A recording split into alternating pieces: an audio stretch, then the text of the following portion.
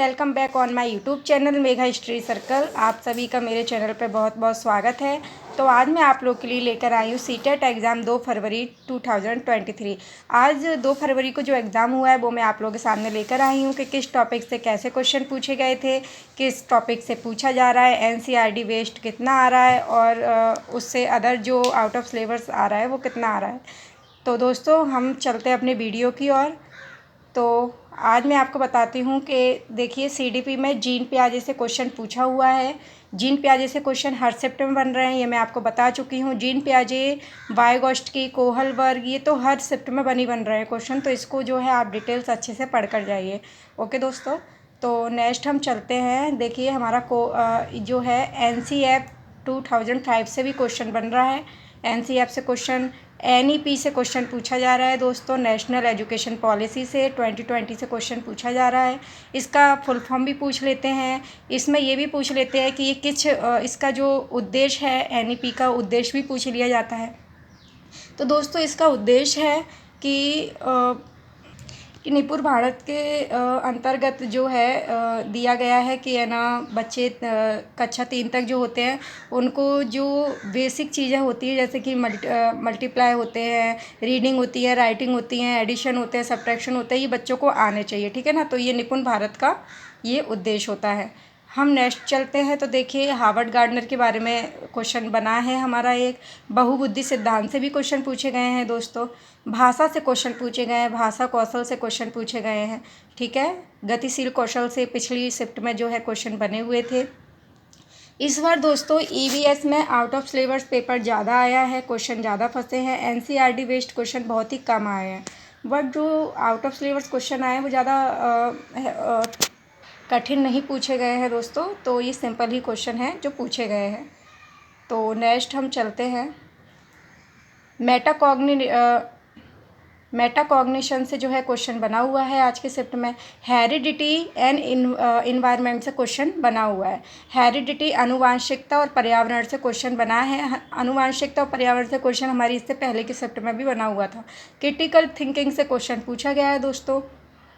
English में बच्चे बता रहे हैं कि इंग्लिश में जो है एक वैदिक काल से जो है पैसेज आया है ठीक है दोस्तों। तो हम नेक्स्ट चलते हैं। हमारा क्या है, देखिए अरब सागर के निकटतम कितने राज्य हैं, यह क्वेश्चन बना हुआ है। तो ये मैंने आपको पहले भी बताया था, मैं एक बार फिर बता देती हूँ कि अरब सागर देखिए जो हमारा भारत का मैप रहता है कुछ इस टाइप का, ठीक है ना। तो यहाँ जो होता है ये अरब सागर होता है, ठीक है ना, इस टाइप का भारत का मैप रहता है। ये हमारा अरब सागर होता है इस साइड।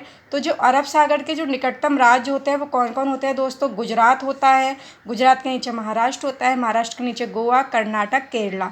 तो ये जो है 5 राज्य जो है वो अरब सागर से जुड़े हुए राज्य है। ठीक है, तो ये 5 राज्य जो है पूछे गए थे, समूह दिया गया था राज्यों का, उनमें से हमको जो है सही समूह को टिक करना था, सही समूह बताना था। तो ये हमारा क्वेश्चन आया हुआ है ईवीएस में। मैथ की शिफ्ट से दोस्तों क्वेश्चन पूछे गए हैं। मैथ के पोर्शन में हमारे क्वेश्चन दोस्तों बने हुए हैं। देखिए पहला क्वेश्चन हमारा बना है कि 1 सही 1/3 का जो है राइट एंगल कितना होगा। ठीक है, 1 सही 1/3 का राइट एंगल इसमें पूछा हुआ है। मल्टीप्लिकेशन से क्वेश्चन बने हुए हैं। बोर्ड मास से जो है क्वेश्चन हमें देखने को मिला हुआ है। मैथ का पेपर बहुत ही इजी रहा है। बच्चे जैसे इसमें सवाल आए हुए हैं, ज़्यादा टफ सवाल बिल्कुल भी नहीं आए हुए हैं। तो आप लोग टेंशन बिल्कुल भी ना लें। जो आप लोगों की तैयारी है आप उसी हिसाब से अपनी जो है कि तैयारी को कंटिन्यू रखें और एग्ज़ाम देने जाएं।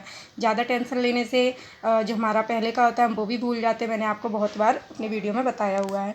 तो मैथ का पेपर बिल्कुल भी मतलब कठिन नहीं है, इजी ही रहा है। तो आप लोग देख सकते हैं कि क्लॉक से इसमें क्वेश्चन पूछा गया है, प्लेस वैल्यू से, फेस वैल्यू से क्वेश्चन बना हुआ है, पैटर्न से इसमें क्वेश्चन बना हुआ है। एक पेड़ से संबंधित इसमें क्वेश्चन पूछा गया था मैथ में कि कुछ ऐसा क्वेश्चन था कि आम के पेड़ इतने हैं और जो मैंगो के पेड़ इतने हैं, एप्पल के इतने हैं, बनाना के इतने हैं, तो टोटल इसमें 2 गुने पेड़ ये जोड़ दिए जाए तो टोटल कितने पेड़ होंगे। इस टाइप का कुछ क्वेश्चन पूछा गया है पेड़ से रिलेटेड। ठीक है। ट्री की संख्या से क्वेश्चन बना हुआ है। वेजिटेबल काउंटिंग से क्वेश्चन बना हुआ है। इस टाइप का क्वेश्चन पूछा गया है, जैसे कि राम ने इतनी वेजिटेबल खरीदी है, इतने आलू खरीदे, इतने पटेटो खरीदे, इतने टमाटो खरीदे हैं, इतने ब्रिंजल खरीदे हैं, ठीक है ना। तो इस टाइप के जो क्वेश्चन रहते हैं वो वेजिटेबल काउंटिंग से क्वेश्चन एक बना हुआ है अपना। हम नेक्स्ट चलते हैं। देखिए नेक्स्ट हमारा मधुबनी पेंटिंग से क्वेश्चन बना हुआ है। एक मधुबनी पेंटिंग से पहले भी काफ़ी शिफ्ट में क्वेश्चन पूछे जा चुके हैं, तो ये नॉर्मल सी बात है। ये मैं आपको इसके बारे में काफ़ी डिटेल्स में बता चुकी हूँ कि चावल और फूलों के रंगों से जो पेंटिंग बनाई जाती है वो मधुबनी पेंटिंग रहती है, ठीक है। तो दिल्ली से तिरुवनंतपुरम के जो राज्य होते हैं मतलब वो पूछा गया है, ठीक है। डायरेक्शन पूछी गई है दिल्ली से तिरुवनंतपुरम की। विश्व की सबसे बड़ी झील दोस्तों पूछी गई है कि विश्व की सबसे बड़ी झील कौन सी है। तो विश्व की सबसे बड़ी झील पूछी गई है, तो हम जानते हैं कि कैस्पियन सागर जो होता है वो विश्व की सबसे बड़ी झील है, ठीक है ना। ये इसका आंसर नीचे लिखा हुआ है। नेक्स्ट हम चलते हैं पश्चिमी घाट और राज्य, ठीक है। पश्चिमी घाट की और राज्य जितने भी हैं वो पूछे गए हैं कि पश्चिमी घाट की और कितने राज्य हैं। साइबेरियन पक्षी से देखिए दोस्तों क्वेश्चन बना हुआ है। क्वेश्चन हमें कुछ अलग देखने के लिए मिला है आज, ओके। फसल के हार्वेस्ट करने के तरीके पूछे गए हैं, ठीक है। कुछ इस टाइप का क्वेश्चन था कि रीना फसल के हार्वेस्ट ऐसे कुछ क्वेश्चन था, मुझे अच्छे से याद नहीं है। तो इस टाइप का क्वेश्चन जो है पूछा गया है पेपर में। देखिए नीरज चोपड़ा जहाँ रहते हैं वहाँ का खाना पूछा गया है कि नीरज चोपड़ा जहाँ रहते हैं वहाँ कैसा खाना खाया जाता है। तो नीरज चोपड़ा हरियाणा में रहते हैं, ये हम लोग अच्छे से जानते हैं, ठीक है ना। तो नीरज चोपड़ा से संबंधित खेल भी पूछा गया था इससे 2 शिफ्ट पहले जो पेपर था उसमें। तो आज नीरज चोपड़ा से क्वेश्चन बना हुआ है, बट आज पूछा गया है कि जहाँ नीरज चोपड़ा रहते हैं वहाँ का खाना क्या है। तो हरियाणा में नीरज चोपड़ा रहते हैं, हरियाणा का खाना क्या है ये आप लोग अच्छे से जानते हैं। एनसीईआरटी बेस्ड ये टॉपिक है, ये क्वेश्चन है सॉरी। और एनसीईआरटी में आप लोग को पूरा दिया गया है कि किस राज्य में कौन सा खाना खाया जाता है, ठीक है। तो आप उसमें से जो है पढ़ के जा सकते हैं। दुग्ध उत्पादन से दोस्तों क्वेश्चन बना हुआ है अपना, ठीक है। मल्लेश्वरी से क्वेश्चन बना हुआ है, ठीक है। मल्लेश्वरी से क्वेश्चन पहले भी पूछा गया था, ये किस खेल से संबंधित हैं, इस टाइप का कुछ क्वेश्चन है, ठीक है। नेक्स्ट हम चलते हैं। तो देखिए हमारा नेक्स्ट क्या है कि फसल पकने पर मनाए जाने वाले त्यौहार का समूह कौन सा है। जब फसल पक जाती है तो जो त्यौहार मनाए जाते हैं उनका जो है समूह बताना है। तो काफ़ी ऑप्शन दिए हुए थे, होली, दिवाली, दशहरा, गुरु नानक जयंती, ऐसा वैसा। तो उसमें एक ये भी था कि संक्रांति और माघ बिहू, ठीक है। तो जो माघ बिहू और संक्रांति होती है ये कब मनाई जाती है दोस्तों, फसल पकने पर मनाई जाती है, ठीक है ना। जब फसल पक जाती है तब ये वाले जो फेस्टिवल है वो मनाए जाते हैं। मैंने आप लोगों के सामने डायरेक्ट आंसर लेकर आई हूँ, जिससे आप जो क्वेश्चन के डायरेक्ट आंसर देखेंगे तो आपके माइंड में वो जो छप जाएंगे। तो आपको पेपर में अगर माने चलो इस टाइप का क्वेश्चन आता है तो ऑप्शन आपके दिमाग में नहीं आएंगे, आपके दिमाग में डायरेक्ट आंसर आएंगे कि इसका आंसर ये था, ठीक है ना। इसलिए ऑप्शन में आप लोगों के सामने दोस्तों वही लेकर आती हूँ जो थोड़े कंफ्यूज करने वाले ऑप्शन होते हैं कि इस टाइप के भी ऑप्शन पूछे जा सकते हैं, ये भी ऑप्शन हमें सही लग रहा है, ये भी लग रहा है ना, उसमें से सही क्या है। तो जो कंफ्यूज करने वाले ऑप्शन होते हैं उस टाइप के मैं आप लोगों के सामने ऑप्शन लेकर आती हूँ। नहीं तो जो वन वर्ड आंसर रहते हैं उनके मैं आपको डायरेक्ट आंसर ही बताती हूँ, ठीक है ना। तो नेक्स्ट हम चलते हैं पश्चिमी घाट के मुख्य तटीय राज्यों के नेम। ये ऊपर भी क्वेश्चन जो है बना है, ठीक है ना। पश्चिमी घाट के जो मुख्य तटीय राज्य है, ठीक है, उसके जो है अपन को नाम बताने हैं कि कौन कौन से हैं। प्याजे की किस अवस्था में बच्चा भूतकाल, वर्तमान काल और भविष्य काल में अंतर करना सीख जाता है, ठीक है ना। प्याजे से रिलेटेड क्वेश्चन पूछा गया है, जीन प्याजे से। और क्वेश्चन ये है, मैंने आपको टॉपिक ऊपर जीन प्याजे का बता दिया था कि जीन प्याजे से क्वेश्चन पूछा गया है। और क्वेश्चन क्या पूछा गया है दोस्तों, वो ये क्वेश्चन पूछा गया है। इसमें जो ऑप्शन होंगे उस हिसाब से हम चलेंगे, ठीक है। डायरेक्ट इसका आंसर हम नहीं बता सकते हैं कि ऑप्शन किस टाइप से पूछा गया है। डायरेक्ट जो है अवस्था का नाम पूछा गया है या फिर अवस्था डेट मतलब एज वाइज पूछी गई है ना। जो कुछ होगा वो हम इसके ऑप्शन के हिसाब से चलेंगे। तो अब इसके ऑप्शन मुझे पता नहीं है, तो आप लोग बस ये देख लीजिए कि प्याजे के किस अवस्था में बच्चा भूतकाल, वर्तमान काल और भविष्य काल में अंतर करना सीख जाता है, ठीक है ना। नेक्स्ट हम चलते हैं कि डिसलेक्सिया से जो है दोस्तों क्वेश्चन अपना बना हुआ है। एक क्वेश्चन डिसलेक्सिया से भी पूछा गया है, डिसग्राफिया से भी क्वेश्चन पूछे जा रहे हैं। तो आप जो जितने भी डिजीज़ हैं ये लोग आप याद करके जाइए, ठीक है। समावेशी शिक्षा से क्वेश्चन बना हुआ है कि समावेशी शिक्षा किस प्रकार की होती है। ओके, तो ये समावेशी टॉपिक आप पढ़ कर जाइए। देखिए ये क्वेश्चन फिर पूछ लिया गया है कि दिल्ली से तिरुवनंतपुरम जाने में कुछ जगह के नाम दिए गए हैं, उनको अरेंज करना है। इस टाइप से क्वेश्चन आया था, मैंने ऊपर आपको इस क्वेश्चन के बारे में बताया है। वो क्वेश्चन डिटेल्स में इस टाइप से आया हुआ था कि ये जो जितने भी राज्यों के नाम ये जितने भी नाम दिए हुए हैं जगहों के, इनको जो है हमें अरेंज करना है, ठीक है ना। दिल्ली से तिरुवनंतपुरम अगर जाना है तो हमको ये नाम जो है अरेंज करना है कि पहले कहाँ जाएंगे फिर कहाँ जाएंगे। देखिए ये क्वेश्चन पूछा गया है कि गाय, भैंस और सीप यानी कि सीप यानी होता है भेड़, इनसे संबंधित पशु कौन सा है। लॉयन इनके जैसा होता है, गॉट इनके जैसी होती है, या फिर एलिफेंट इनके जैसा होता है, ठीक है दोस्तों। तो इनसे संबंधित पशु है गॉट, क्योंकि बकरी जो होती है वो इनके जैसी होती है। क्यों होती है? क्योंकि गाय भैंस सीप ये सब क्या है ना, पालतू पशु है ना। और तो गोट भी जो है पालतू पशु है, बकरी। तो इनसे संबंधित इनकी लाइन में जो है गॉट आएगा। नेक्स्ट हम चलते हैं दोस्तों कि बच्चे की विकास की प्रक्रिया किस प्रकार होती है, ठीक है।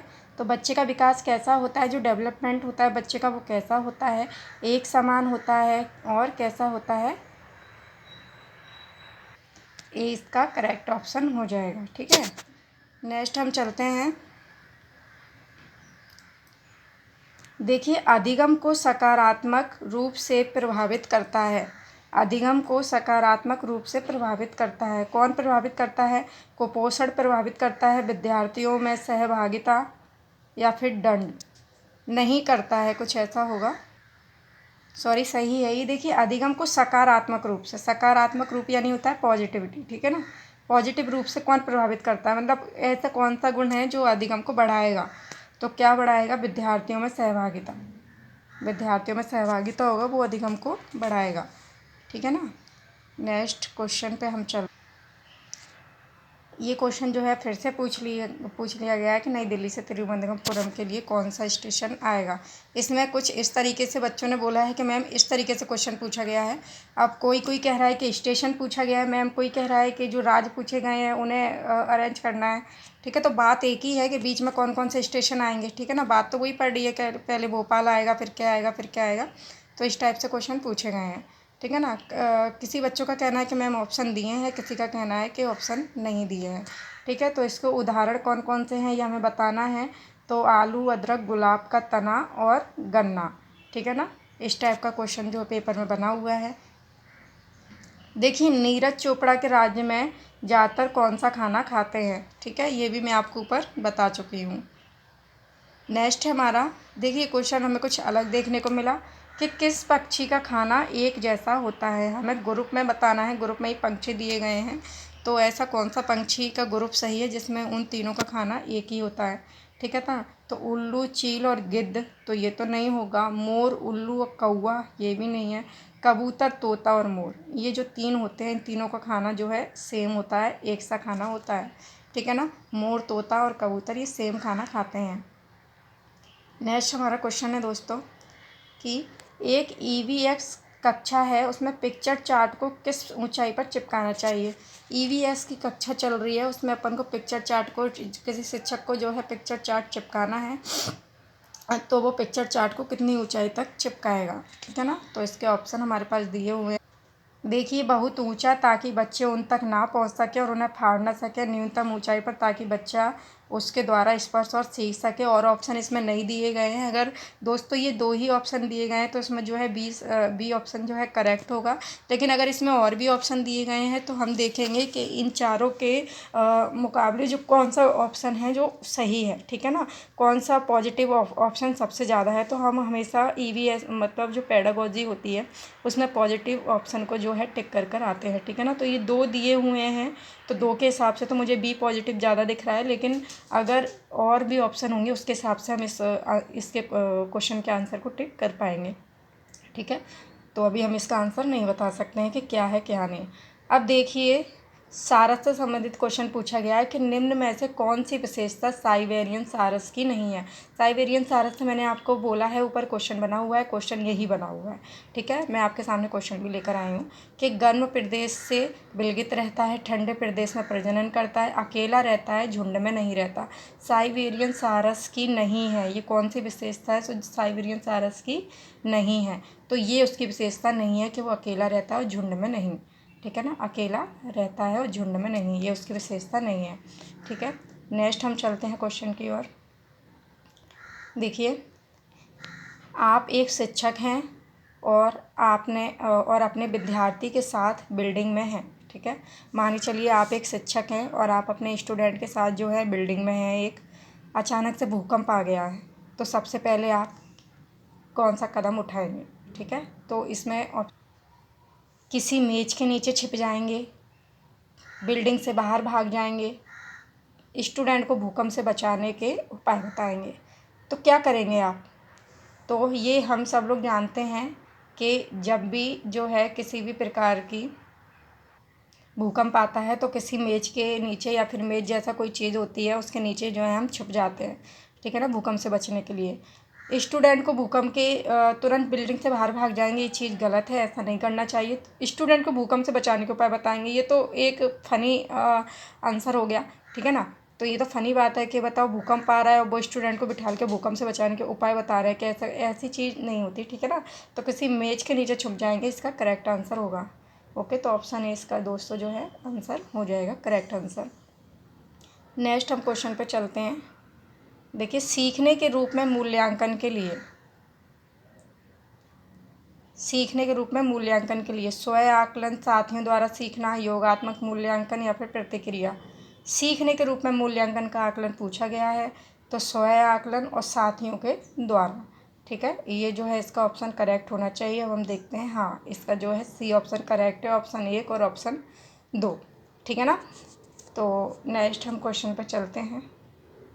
देखिए, निपुण किसके लिए काम करता है? निपुण से क्वेश्चन बना हुआ है, मैं आपको ऊपर बता चुकी हूँ और ये क्वेश्चन मैं आप लोगों के सामने लेकर आई हूँ कि निपुण किस लिए काम करता है। ठीक है, तो निपुण के बारे में मैंने आपको डिटेल्स में जो है अपने इससे पहले की वीडियो में पूरा डिटेल्स मैंने आपको निपुण का बताया है, तो आप उसमें जाकर देख सकते हैं। इसलिए वीडियो बड़ा ना हो जाए, इस चक्कर में मैं जो है दोबारा से जो है निपुण की डिटेल्स आप लोग के सामने नहीं लेकर आई हूँ।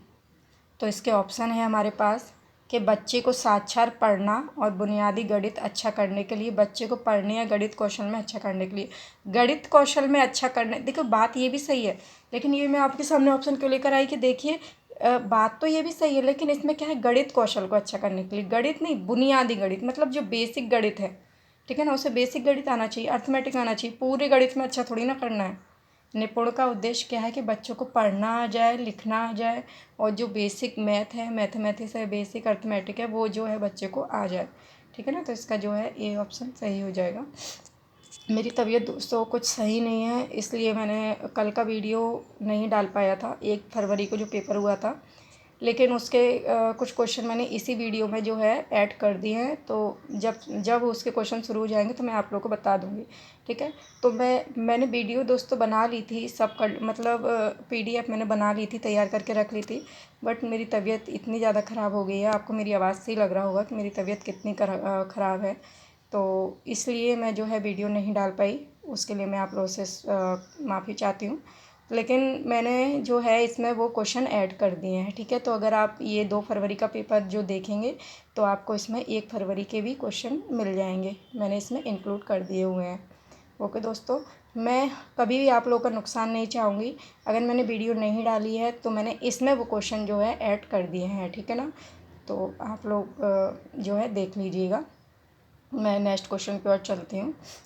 देखिए, नेक्स्ट क्वेश्चन हमारा क्या बोल रहा है कि नेहा इसलिए होमवर्क नहीं कर रही है क्योंकि अगर ना करे तो क्लास में टीचर उसे डांटेंगी। ये जो मैं ऑप्शन वाले क्वेश्चन दोस्तों लेकर आई हूँ, अभी इससे पहले 1-2 जो क्वेश्चन और निकल गए हैं यहाँ से, जो है 1 फरवरी के पेपर के जो क्वेश्चन चल रहे हैं। ठीक है, और आप तो देख लीजिए ना, आप पूरा इकट्ठा एक ही वीडियो देख लीजिए ना, इसमें क्या बताने की ज़रूरत है कि 1 फरवरी के कौन से हैं, 2 फरवरी के कौन से हैं। वो तो आप लोग देख लीजिए कि इस टाइप के जो है क्वेश्चन पूछे जा रहे हैं, है ना। जो क्या है मिक्स हो गए हैं, थोड़ी मेरी पीडीएफ में क्वेश्चन ऊपर नीचे हो गए, मिक्स हो गए हैं। तो ये एक एक करके मुझे क्वेश्चन बताना पड़ेगा कि 1 फरवरी में पूछा गया था, ये 2 में। तो आप लोग तो पूरी वीडियो देख लीजिए, इसमें इंक्लूड है 1 फरवरी के भी जो क्वेश्चन है वो इसमें इंक्लूड है। ठीक है। नेहा इसलिए होमवर्क नहीं कर रही है क्योंकि अगर ना करे तो क्लास में टीचर उसको डांट लगाएंगी। तो ये क्या है, ये डर की वजह से होमवर्क नहीं कर रही है। तो ये क्या है, ये पूर्व पारंपरिक है। ठीक है ना। देखिए, अमृता को भूख लगती है और वह अपना टिफ़िन खा लेती है, जिससे उसका पेट भर जाता है। उस दिन विद्यालय में स्थापना समारोह का आयोजन होता है, जिसके उपलक्ष्य अध्यापिका मिठाई का वितरण करती है, जिसके देखकर अमृता के मुंह में पानी आ जाता है। देखिए, अमृता को भूख लग रही है। अमृता एक बच्ची है, स्कूल में पढ़ती है। उसको भूख लगी तो उसने अपना टिफ़िन खोला और खा लिया। ठीक है। टिफ़िन खाने के बाद ना उसको पता चला कि यार स्कूल में तो कोई प्रोग्राम है, किसी तरीके का समारोह है। ठीक है ना। तो वहाँ पर जो है मिठाई बँट रही है, उसका पेट भरा हुआ है, लेकिन फिर भी जो मिठाई का नाम सुन के उसके मुंह में पानी आ गया है। ठीक है, उसके मुंह में पानी आ जाता है। तो अमृता की यह प्रक्रिया क्या है?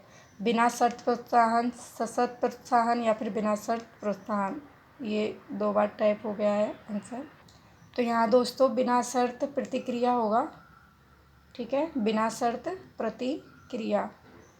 ठीक है ना। तो यही इसका करेक्ट ऑप्शन हो जाएगा UCS। ये किस टाइप की वो है, किस टाइप की प्रतिक्रिया है? ये UCS टाइप की है कि अनकंडीशनल रिस्पॉन्स। ठीक है, UCR सॉरी।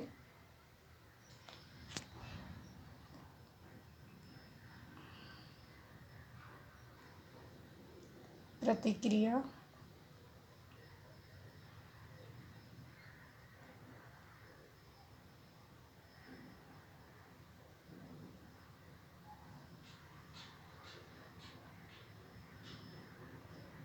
ठीक है, नेक्स्ट हम चलते हैं। इसका करेक्ट आंसर हो जाएगा C, अनकंडीशनल रिस्पॉन्स।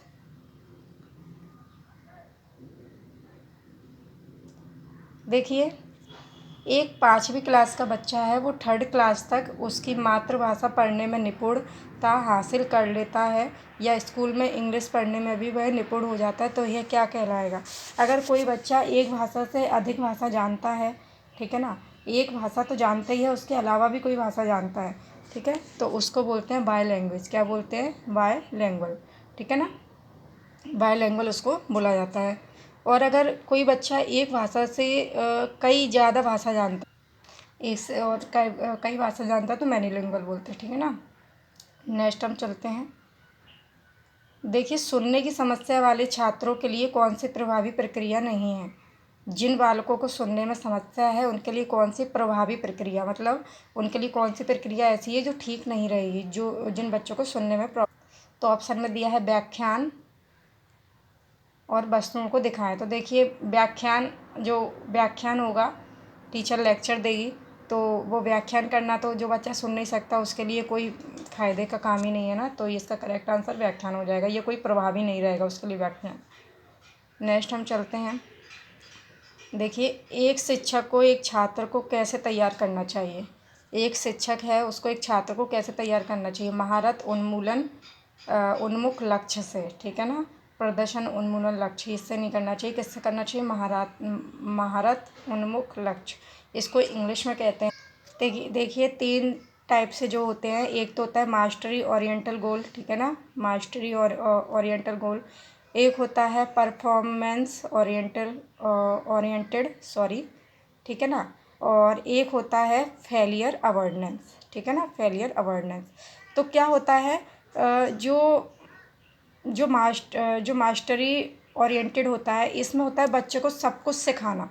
क्या हमें एक टीचर का क्या होता है कि बच्चे को सब कुछ सिखाना है। तो ये जो महारत उन्मूलन लक्ष्य है, इसको क्या बोलते हैं? मास्टरी जो ओरिएंटेड गोल बोलते हैं। ठीक है ना। तो इसमें क्या लक्ष्य रहता है टीचर का कि बच्चे को हमें सब कुछ सिखाना है। ठीक है। और एक होता है परफॉर्मेंस ओरिएंटेड। इसमें क्या होता है कि बच्चे को बस ये इतना सिखाना है कि वो क्लास में फर्स्ट आ जाए। ठीक है ना, बच्चे को इतना ही पढ़ाएं कि वो क्लास में फर्स्ट आ जाए। एक होता है फेलियर अवेयरनेस। इसमें क्या होता है कि बस बच्चे को फेल नहीं होने देना है, बस फेल होने से बचाना है।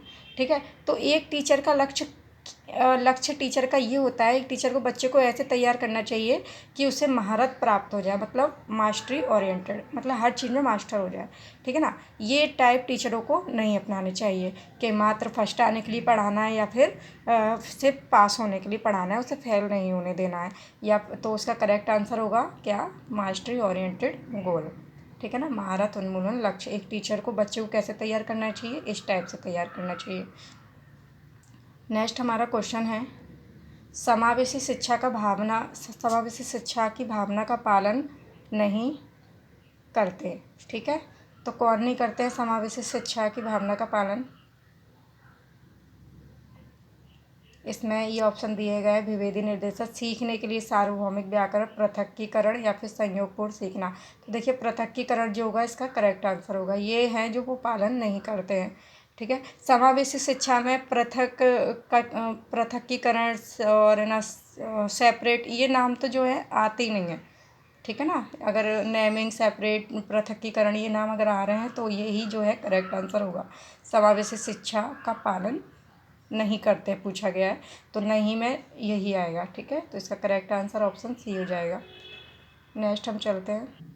दोस्तों इसमें कुछ क्वेश्चन इस टाइप के भी पूछे गए थे 1 फरवरी के पेपर में, ठीक है ना, और ये 2 फरवरी के पेपर में भी जो है रिपीट हुए हैं कुछ क्वेश्चन। तो क्वेश्चन कुछ इस टाइप से था कि सरकार द्वारा बहुभाषिता, ठीक है, सरकार द्वारा बहुभाषिता का समर्थन कौन सा सम्मेलन करता है, ठीक है ना। बहुभाषिता का जो है समर्थन पूछा गया था, ठीक है, बहुभाषिता का समर्थन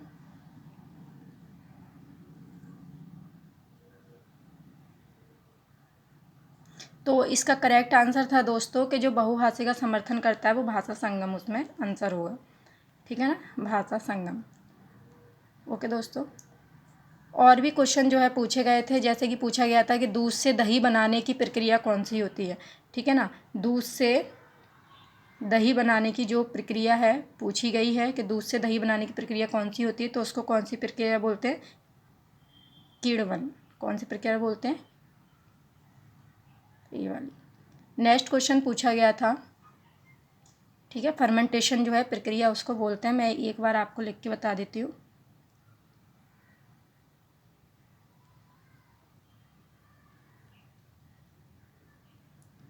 फर्मेंटेशन, ठीक है, जो दूध से दही बनाने की प्रक्रिया होती है। नेक्स्ट हमारा क्वेश्चन पूछा गया था कि पृथ्वी पर शुद्ध जल का कितना प्रतिशत है, ठीक है ना। पृथ्वी पर शुद्ध जल का प्रतिशत दोस्तों पूछा गया था, तो उसमें करेक्ट आंसर होगा कि पृथ्वी पर शुद्ध जल का 3% है। मैं जो बोल रही हूँ आप चाहे तो लिख भी सकते हैं, ठीक है ना, क्योंकि इसमें जो है मेरी PDF में वो क्वेश्चन टाइप नहीं हो पाए हैं, इस चक्कर में मैं जो है आप लोग को बोल के बता रही हूँ कि इस टाइप के जो है क्वेश्चन पूछे गए हैं। किसने कहा था कि ढेर सारा गणित जानने से ज़्यादा उपयोगी यह जानना है कि गणित कैसे किया जाता है, ठीक है ना। तो ढेर सारा गणित जानने से अच्छा है कि गणित कैसे होता है, कैसे करना चाहिए गणित, ये किसने बोला था, ये डेविड व्हीलर ने बोला था। किसने बोला था, डेविड, नाम सही लिख देती हूँ, डेविड व्हीलर, ठीक है ना। ओके, नेक्स्ट हमारा क्वेश्चन पूछा गया था कि मधुमक्खी से रिलेटेड क्वेश्चन हमारा पूछा गया था कि मधुमक्खी का छत्ता कौन बनाता है, ठीक है। तो ये मैं आपको बता चुकी हूँ कि जो रानी मधुमक्खी होती है वो तो ओनली अंडे देती है, उसका और कुछ काम नहीं होता है, बस अंडे देना है उसको, ठीक है ना। जो जेंट्स होता है मधुमक्खी में उसका काम कुछ ज़्यादा खास काम नहीं होता, लेकिन श्रमिक जो मधुमक्खी रहती है ना, श्रमिक मधुमक्खी का काम होता है क्या कि जो है खाने के लिए भोजन भी लेकर आएगी वो, और छत्ता भी बनाएगी, जो भी घर के जो भी काम करेगी वो श्रमिक मधुमक्खी करती है, ठीक है ना। तो इसका करेक्ट आंसर क्या होगा, श्रमिक मधुमक्खी। इसमें क्वेश्चन पूछा गया था कि मधुमक्खी का छत्ता कौन बनाता है, तो श्रमिक मधुमक्खी बनाती है, कार्यकर्ता मधुमक्खी भी इसको जो है बोलते हैं। नेक्स्ट हमारा जेंडर से रिलेटेड क्वेश्चन पूछा गया था दोस्तों, ठीक है ना। जेंडर से रिलेटेड क्वेश्चन हमारा क्या पूछा गया था कि जेंडर क्या है, तो जेंडर क्या है, जेंडर एक सामाजिक संरचना है, ठीक है ना। सामाजिक संरचना ही तो है ना जेंडर, जो है लोगों ने ही तो बनाया है ना कि बॉयज़ ये चीज़ करेंगे, गर्ल्स ये चीज़ नहीं करेंगी, ये लोग, ये जेनेटिक तो नहीं है, जेनेटिक तो नहीं आया है, ठीक है ना। पर्यावरण संरचना भी नहीं है, क्या है, जेनेटिक एक क्या है, सामाजिक संरचना है, ठीक है ना। तो जेनेटिक क्या है ये क्वेश्चन पूछा गया था। एक ये पूछा गया था कि सूखे ऐसी कौन सी सब्जी है जिसको सुखाकर बीन और तुमक्का बनाए जाते हैं, तो कद्दू होता है। ठीक है ना, क्या क्या बनाए जाते हैं, बीन और तुमक्का, तुमका ऐसा कुछ होता होगा। ठीक है ना, ये बनाए जाते हैं। तो कौन सी सब्जी होती है, वो होता है